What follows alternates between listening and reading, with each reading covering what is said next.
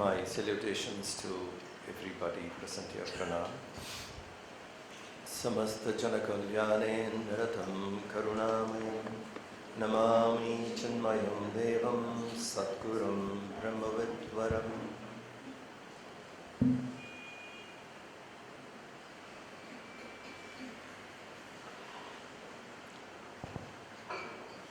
This small text, Nirvana Shatakam,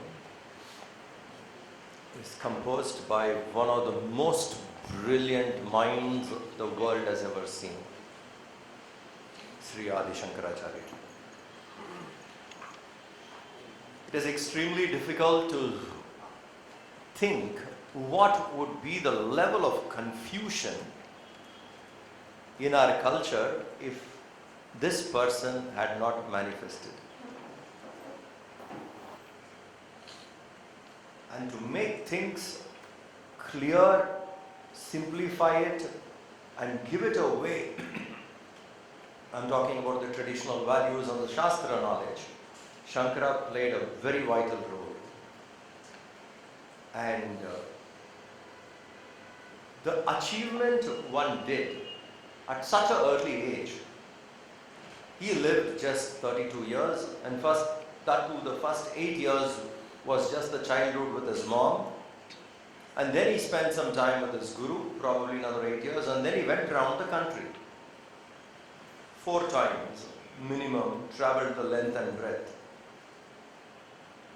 Those 16 years has made a great difference to India, Hindu culture, and put many people for years to come on the path. Even today we are inspired. And that contribution of him is really stunning. And what is absolutely sad is till today in India he is not a national icon, except in the spiritual community. Not many people know about Shankara.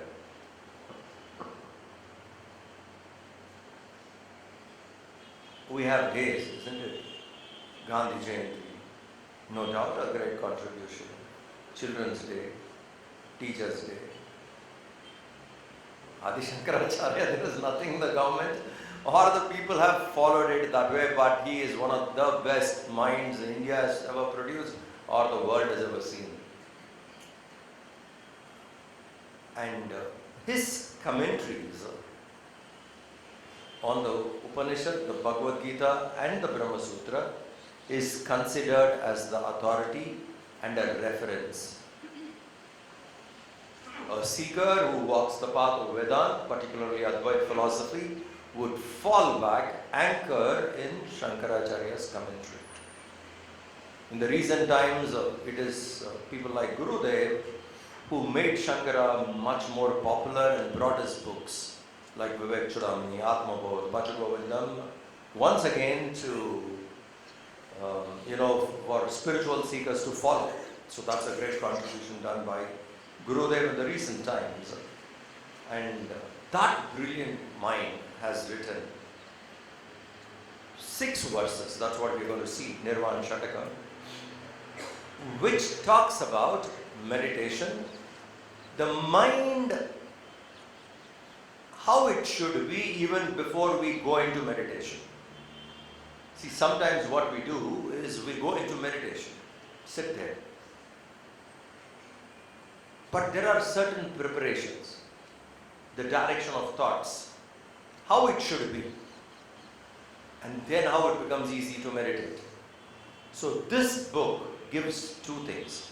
How I should sit and meditate, and what should be the direction in which I should keep my mind. Now that is much more important than sitting for a few minutes or let us say 20-30 minutes or an hour of meditation. How the mind should be or in which direction the mind should be is much more important. Because only from there the success of quietude is possible. Silence is possible. And meditation as such, today, if we see, is one word which we can openly say is completely abused. Completely. There are two words which is stunningly abused words. Yoga and meditation. And you can't believe the level of abuse of these two words. I came across a poster in a place called Ubud. Ubud is a small town in Bali. Very famous, slowly catching up for tourism, shopping, and so a lot of people go there. I saw a poster. Early bird catching worm yoga. You have heard of it? Early bird catching worm. Yoga. Patanjali, please think if you read something like this. Early bird catching worm, and that is yoga or meditation. You can do anything and add word meditation. And then it has become that way. Any word and you can add meditation. Laughing meditation. Eating meditation. You can do things attentively. Okay, anything you do, you can do attentively, but just being attentive is not being meditative. But the word used is so much. You can be attentive on everything what you do is a very important practice. But instead of the word attentive, the word meditation has been used. Anything you one adds up meditation. And what actually is meditation? One of the finest definitions which Gurudev gives on meditation is, it's not a verb. Please think, the term is so powerful when he says it's not a verb. So then it is extremely wrong if we say I am doing meditation. Verb describes action. And meditation is not an action. But language, in such statements we need to understand the implied meaning, what you mean by it. It's a state of mind where actions drop. It's a state of mind where thoughts don't run. And it has to happen slowly, slowly. Very naturally the mind should become silent. Naturally. For that we have few techniques, few practices which can lead us into that. And what are they? How we should practice them? What should be my mindset? In which direction I should keep the mind so that naturally the mind becomes quieter? Is what we will learn from Nirvana Shatakam. So we will straight away go into the text. The first verse. If you have the book, it is page 16.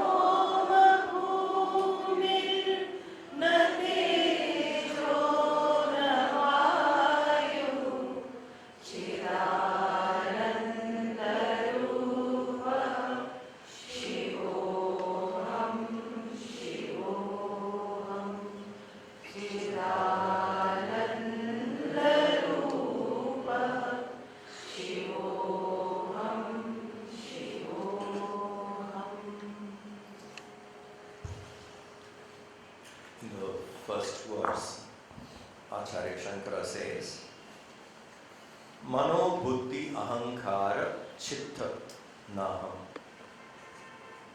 4 things are pointed out, and he says, this 4 is not me. Manas, buddhi, chitta, ahankara. Manas, mind, buddhi, intellect, chitta, memory, ahankara, the ego. These 4 are not me, and this 4 is considered, is told as they are the inner equipment, antakarna. The equipment which is outside and the equipment which is inside. The equipment which is inside, the inner equipment, manas, buddhi, chitta, ahankara, antakarna. In spiritual path, this is very important, that we purify the antakarna. These 4. So you will always find in spiritual study emphasis given on cleansing the antakarna. Purifying. Antakarna shuddhi. If the mind and intellect, along with the memory and the ego, if they are purified, when the antakarna shuddhi happens, we walk the path quickly. Without this cleansing, progress is not possible.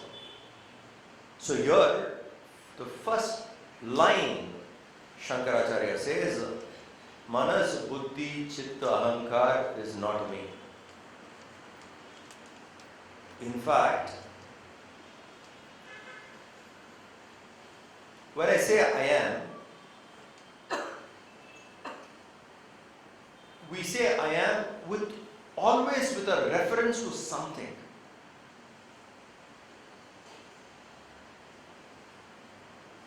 I am with always reference to something. If you have to say something about you, let us say, I am educated. I plus something.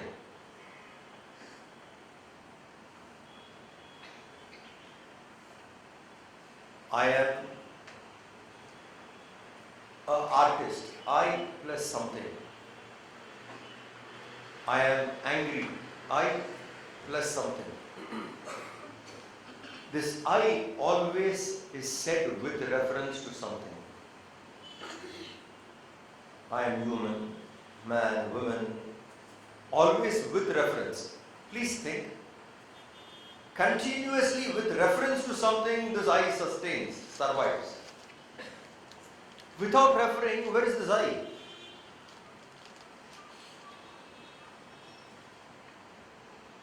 Every reference is an identification. Every reference. With something I identify and then I say I am this. I am rich, I am poor, I am educated, not educated, I am healthy, I am unhealthy. Always with something. That with something, that something is definitely not you. The one you identify is not you. But we refer something, identify with it, and then I say I am.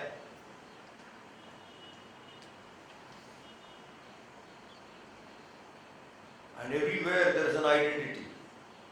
And today, where exactly are you? You look at the kind of references we have, the identifications which we have for to say I. The amount of identifications. Piled up, isn't it? In that, where is the real I? I plus something, so much of identification. If these can be dropped,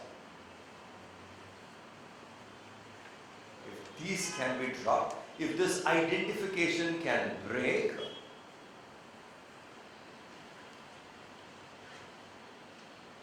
meditation would be easy. Because every identification is a potential agent of generating thoughts.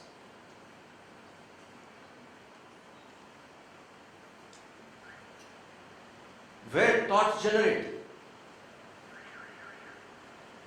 with some identification. Some identification where I think I am that. I identify and that generates thoughts. If identifications can be clipped away, generation of thoughts would be very minimal.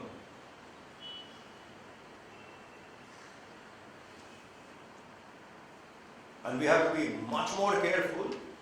Every identity comes from a division perceived in the mind.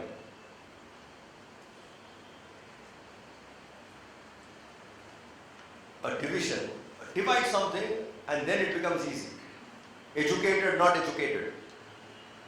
Rich, poor.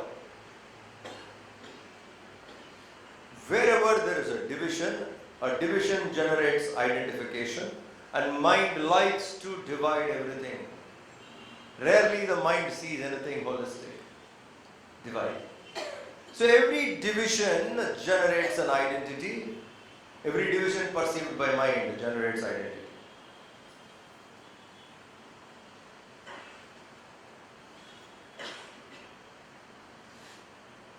In the transactional level, these identities are valid. In the transactional level. But that should not be identification. At the transactional level, yes, when we have to transact with the world, we need these terms. But that should not be me. And that should not be applicable in the seat of meditation. So let us say when we go to prayer, when we go to satsang, when we go to temple or we sit for meditation, in all this, first and foremost, what we need to do is, let us not go there with identifications. With so many identities gathered together, let's not go. Let us drop them. Imagine entering into a temple, leaving all the identifications behind.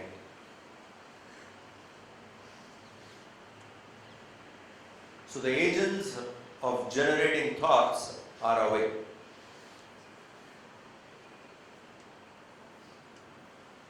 There is an anecdote which is absolutely illogical. Completely. There is no logic, so you don't question the logic of this anecdote. A group of people went on a tour and they found accommodation in a very small room. Let's say 20 of them. And the room that day was, what the room they got was extremely small. All have to fit into that 20. 20 of them have to fit into that single room. And one of them had a doubt. We are all lying down here. What if our legs gets entangled? Because we are piled up on each other, And in the morning, if I am not able to recognize which is my leg, I warned you, it is illogical. What if my since the legs are entangled, what if I don't recognize my leg? If I don't recognize which is my leg, how will I know? So this is a problem, seriously. How will I know which is my leg? Now what do I do? They decided a solution. One of them had ribbons with them, various colors.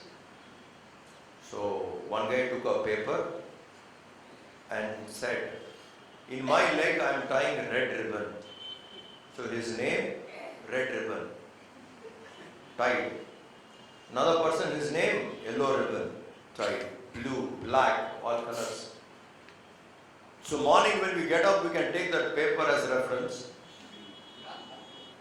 Look at the paper and say, hey, red ribbon. So I find the red ribbon, I pull my leg and my leg comes back. Ridiculous, isn't it? I don't need a ribbon or a label to know what is my leg.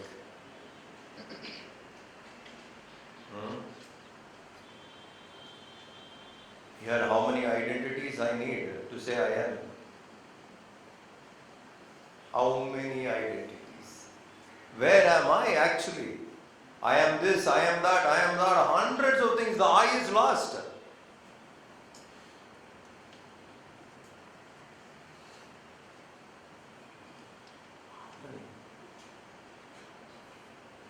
Every division which the mind perceives can generate an identity.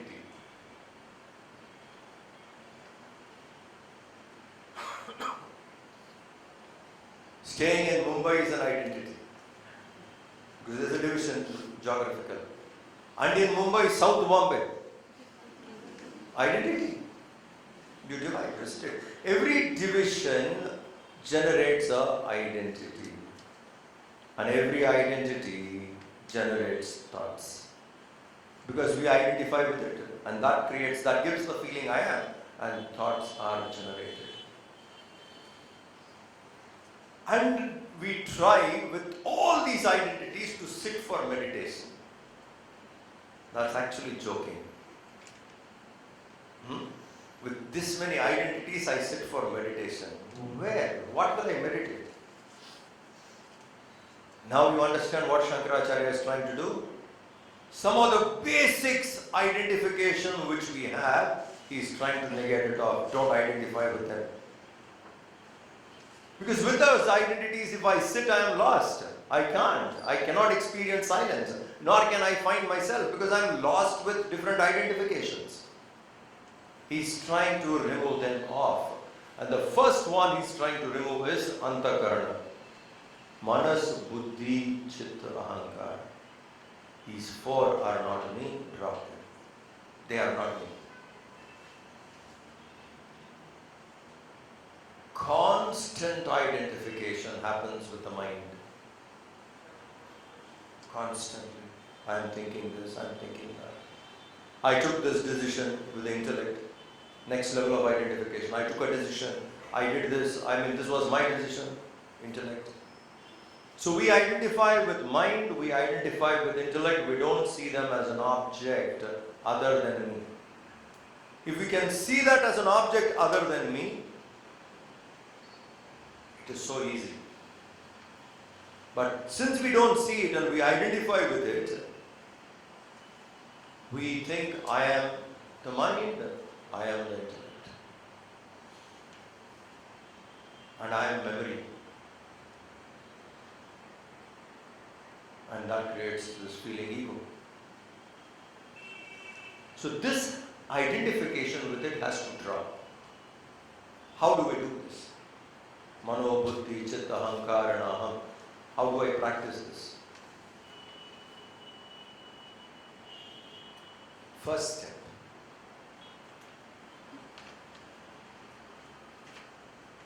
Unnecessarily do not brood over things which has gone in your life called past. What is necessary, only dwell in that. First step. So much has gone and everyone carries a huge past, drop. This is called a manashuddhi. Mind, I cannot keep this load in mind. All that which has happened. I like some of them, I don't like some of them, and we go on brooding. Mind is stronger that way. So this brooding of it has to be dropped. Keep it minimum. What is needed, what is necessary, let us dwell only in that. This is number one. Same thing applies to think of the future. Future is something which we have to always keep in mind.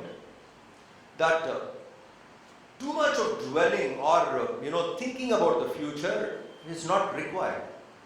Planning is important. Strategizing how to execute it is important. There it should stop.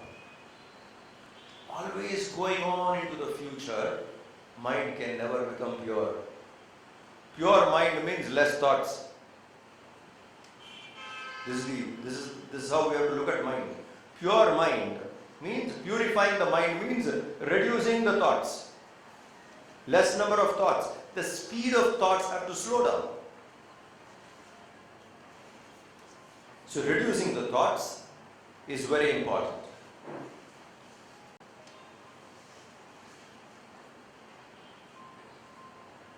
So unnecessarily into the past, drop. Running into the future, drop. And we don't have to have tension for future. Anxiety.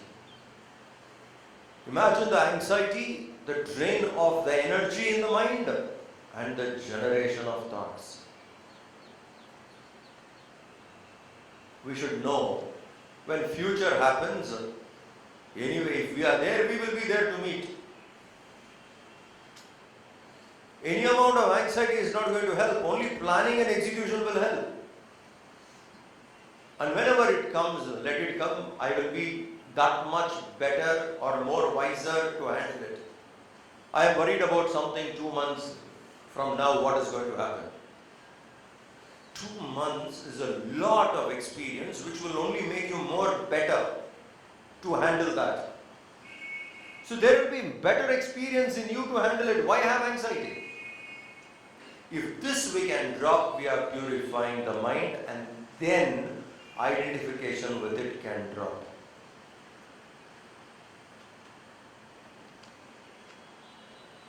Purification of the intellect, manas, buddhi.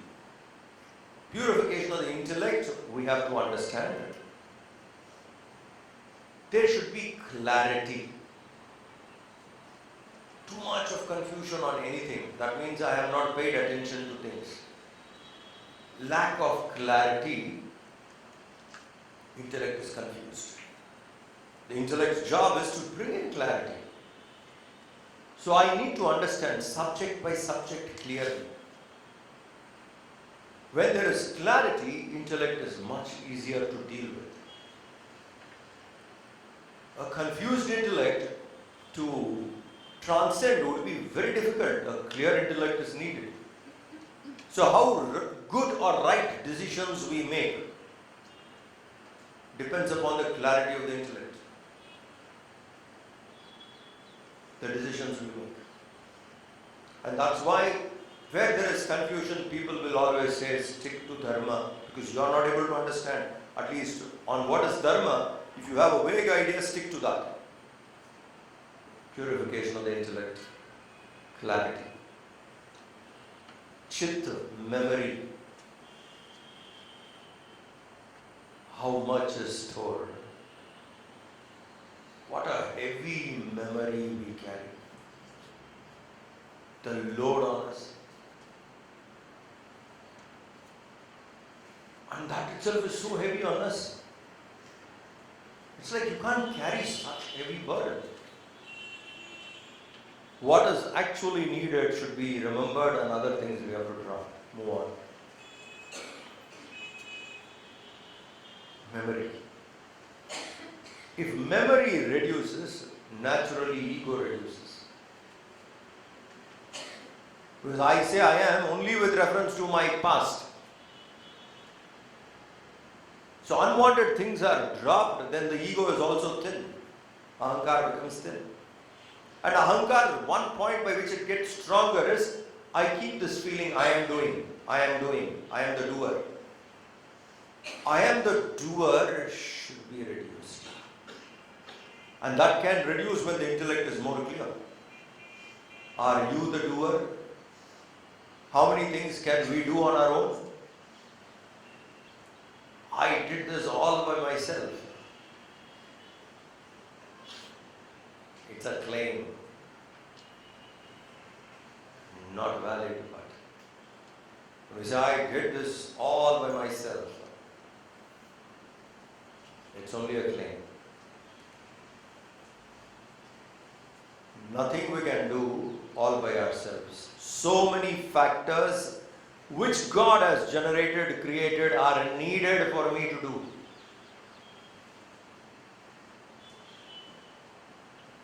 Sometimes we only assemble things and make a claim, I did it. I have assembled, coordinated probably different things created by God. Bringing them together, something comes up. Coordinating is not doership. And we can have now, I coordinated. Replacing is I did it, I coordinated it. That also, where do you get the skill? Intelligence to coordinate. Where did you get that?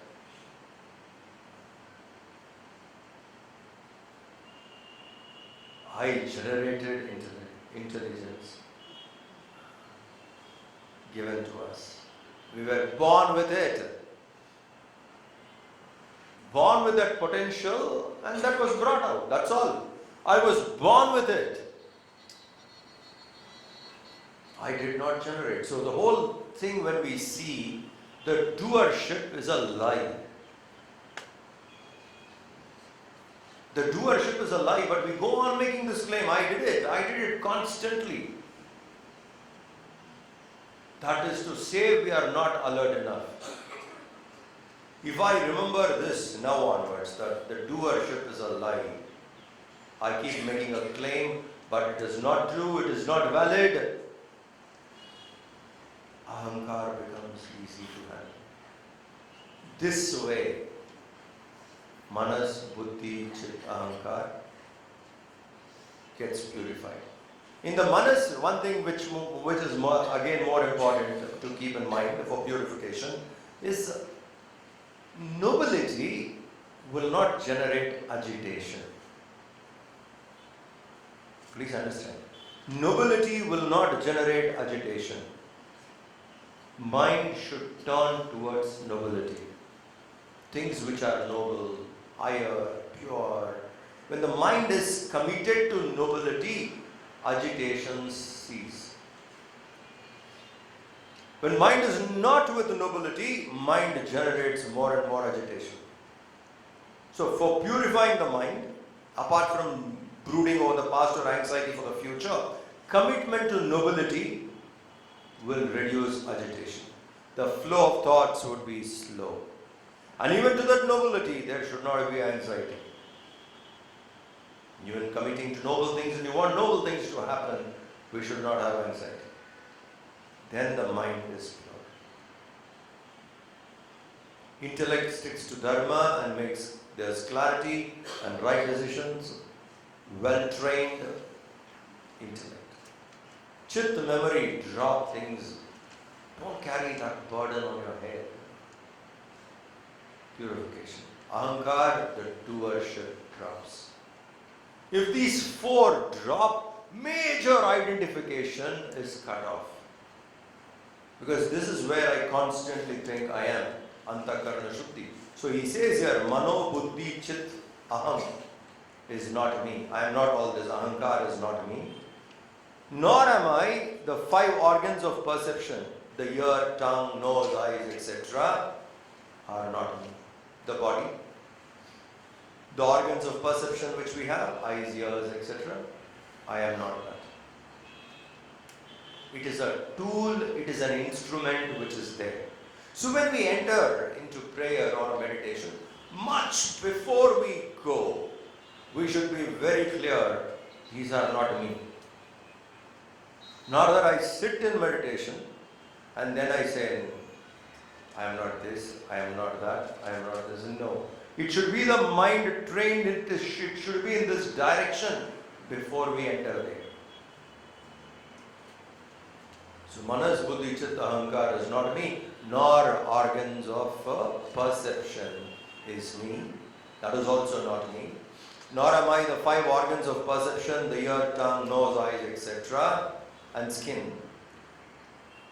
Nor the five elements, the space, earth, fire, air, water, the five elements. The body is made of five elements, and what we see here is all five elements. It's a play of five elements. I should not identify with them. These are not me. Five elements are not me. Organs of action, organs of perception is not me. Manas, buddhi, chitta, ahankar, antakarana is not me. Three things he's asking us to negate. Five elements, don't identify with them as me. Eyes, ears, they are equipments doing their purpose and we are conscious of them. I am aware of my eyes. This is something which we should always keep in mind. When I am aware of something, the object of my awareness is different from me. So eyes, ears, the body is there and I am aware, I am different from it. And these four. So our issues are identifying, and here he brings into our awareness that these are not you and don't identify. Now, honestly,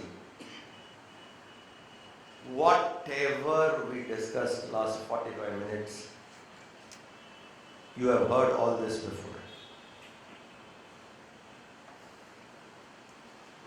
Because the first Vedantic lecture we go in, the first striking truth which hits us hard is when they tell us that you have been thinking you are this and you are not this. All the while you have been thinking you are this body, you are this mind. And in the very first lecture we are told, if it is not told, the questions which we generate would answer us that. So from the first lecture till now, we have heard, I am not this body.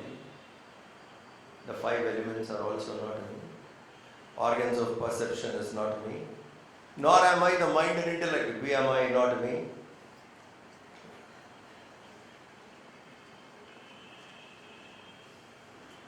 And still we go on identifying. Why? Why do we do that?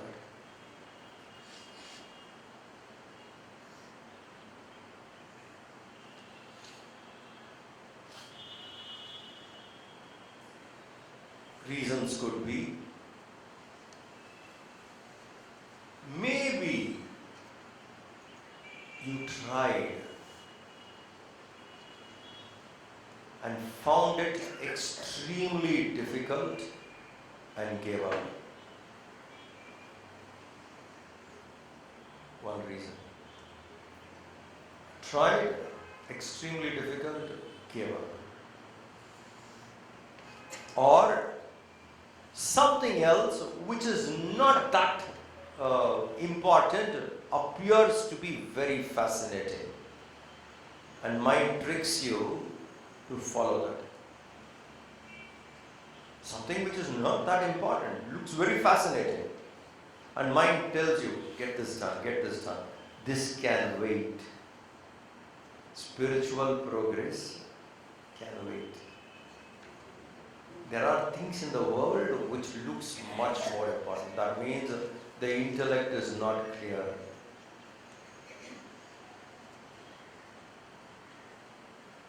In most simplest language, Nirvana is not our goal yet.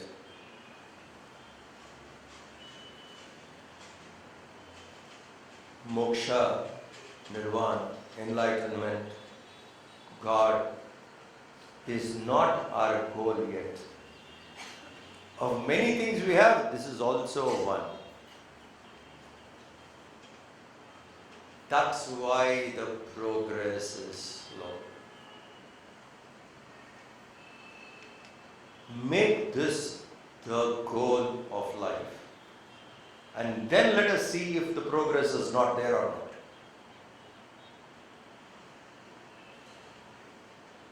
This is my goal. I am alive for this. That has not happened still. This has not become our goal. Therefore, there is delay. It is very important we make this our goal. I am alive now. I thank God for staying alive. And what is my goal? This is my goal. Every other thing other than this will not be valid for a long time. achieve gone, and mind tricks you, makes you believe, convinces you. This is so important for you in life. Something of the world. It convinces, we are convinced, that's why we go after it. Because it's a deep conviction, this is so important and you have to do, that's your goal. No. The progress is slow because we are not very clear about what is the goal. That's why this stays as still information. We don't see it transforming. Or there is transformation, but slow. Nirvana must be our goal, and for that we need to start with dropping identifications with what I am not. And it's not going to be easy always. Drop identification with memory. One statement. How? Drop identification with mind. How? That's why we saw how we should do it. Commitment to nobility reduces agitation, thoughts become less, identification can drop. Same thing with intellect, same thing with memory, whatever we have discussed. That can make us drop these identifications. And this question again, what we discussed, I am, when I say, is only with reference to something. Cut that out. And the last line here, he says, when I am not this, not this, not this, what am I? So inspiring, Chidananda. I am pure consciousness. I am that Shiva. What is the nature? Pure consciousness, pure happiness, Chit Ananda. That is my real nature. So the last line is a very inspiring, motivating line. Gaining which, nothing else to be gained. Yet we don't run after that. Gaining which there is nothing left to gain. If that is gained, all is done. How much we are struggling to do so many other things. Imagine the struggle of the life to do so many other things. And in that there is anxiety, there is tension, there is insecurity, not sure whether I'll do it, not do it, and there is a struggle. But if I do this, there is nothing left to be done.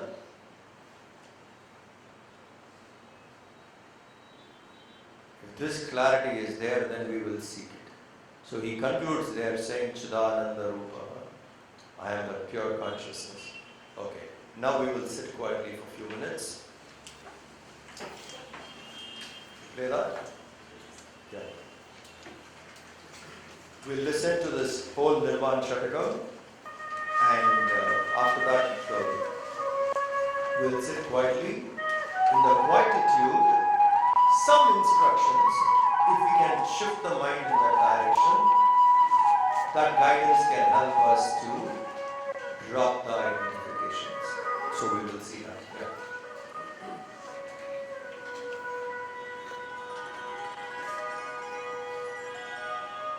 Mano buddhya anka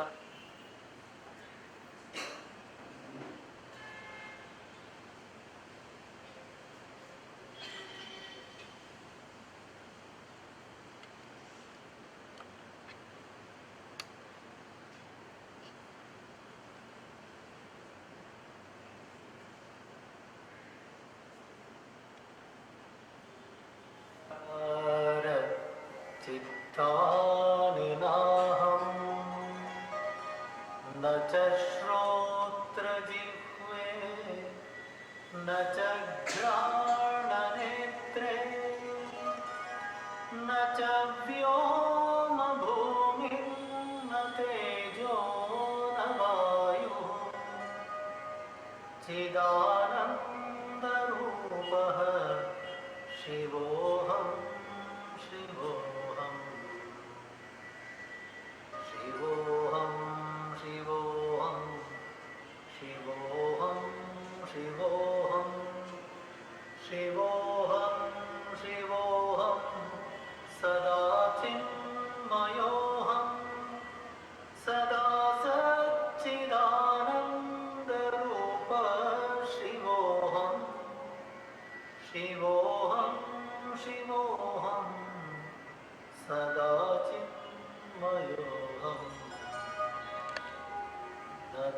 प्राणसंज्ञो न वै पञ्चवायुः न वा सप्तधातुर्न वा पञ्चकोशः न वाक्पाणिपादो न चोपस्थपायो चिदानन्दरूपः शिवोऽहं शिवोऽहम् न मे द्वेषरागौ न मे लोभमोहः मदो नैव मेनैव मात्सर्यभावः न धर्मो न चार्थो न कामो न मोक्षः चिदानन्दरूपः शिवोऽहं शिवोऽहम् न पुण्यं न पापं न सौख्यं न दुःखं न मन्त्रो न तीर्थो न वेदा न यज्ञाः अहं भोजनं नैव भोज्यं न भोक्ता चिदानन्दरूपः शिवोऽहं शिवोऽहम् न मे मृत्युशङ्का न मे जातिभेदः पिता नैव मे नैव माता न जन्म न बन्धुर्न मित्रं गुरुर्नैव शिष्यः चिदानन्दरूपः शिवोऽहं शिवोऽहम् शिवोऽहं शिवोऽहं सदा चिन्मयोऽहं शिवोऽहं शिवोऽहं सदा चिद्घनोऽहं सदा सच्चिदानन्दरूपः शिवोऽहं शिवोऽहं शिवोऽहं शिवोऽहं शिवोऽहम् अहं निर्विकल्पो निराकाररूपः विभुर्व्याप्य सर्वत्र सर्वेन्द्रियाणां सदा मे समत्वं न मुक्तिर्न बन्धः चिदानन्दरूपः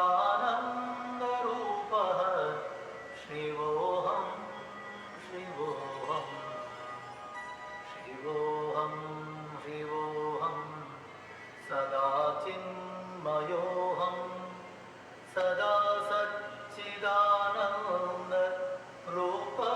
शिवोऽहं शिवोऽहं शिवोऽहं सदा चिद्घनोऽहं शिवोऽहं शिवोऽहं शिवोऽहं शिवोऽहम् शिवोऽहं शिवोऽहम्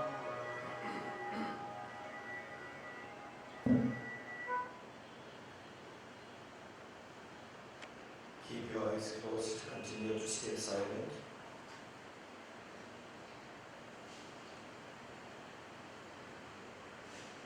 Consider the next few minutes as your exclusive time with God, your exclusive time for spiritual progress. You alone matter and no one else. Disconnect yourself from people.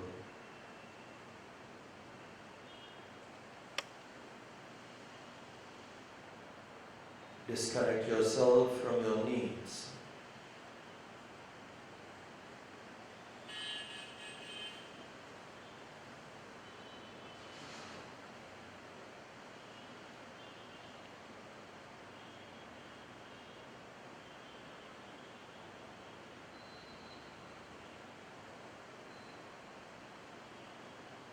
keep the body as still as possible. Don't give any movement to the body. The only movement is the breathing which goes on naturally.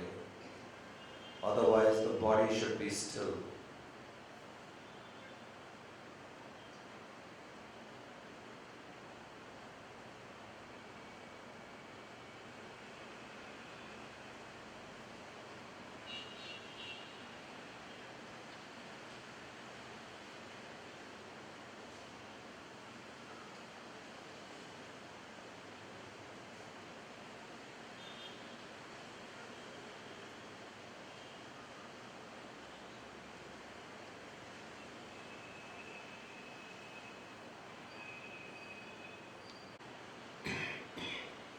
Become more and more conscious of the body sitting still.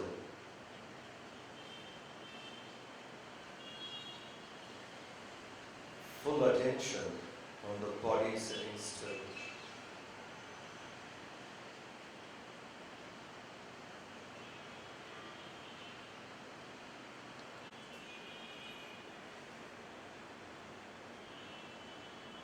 Repeat the words in your mind which you heard in the first sloka. Shivoham, Shivoham, Shivoham, Shivoham.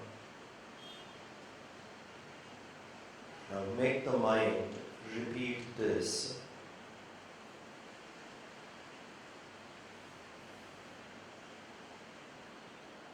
Go on saying this in the mind.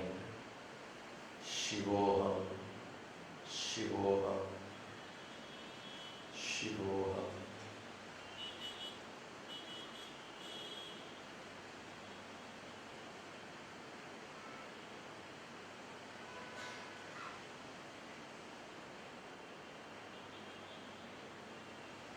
You are not chanting, you are making the mind chant.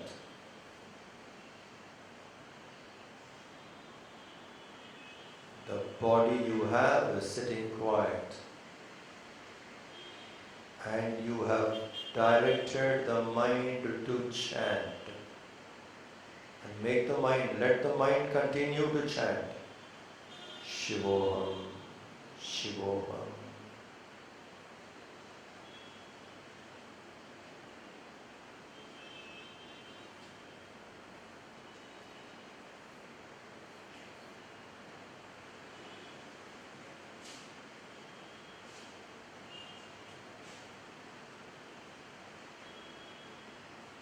Quiet body and mind chanting, and you are observing both.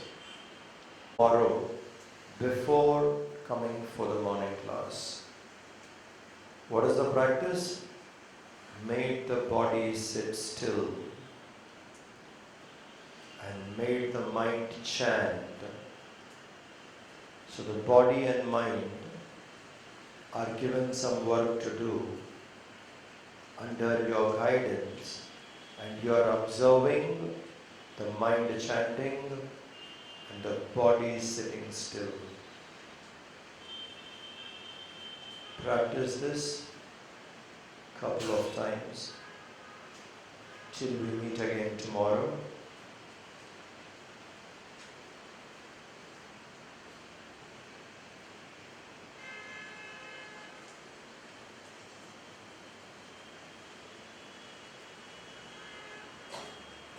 Om Shanti, Shanti, Shanti. Hari Om. Sri Gurubhyo Namaha.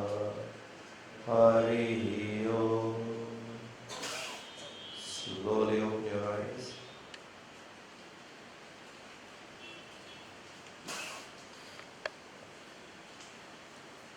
As far as possible, or as long as possible, keep the movement slow. Don't rush. That can help us to extend the silence a little further.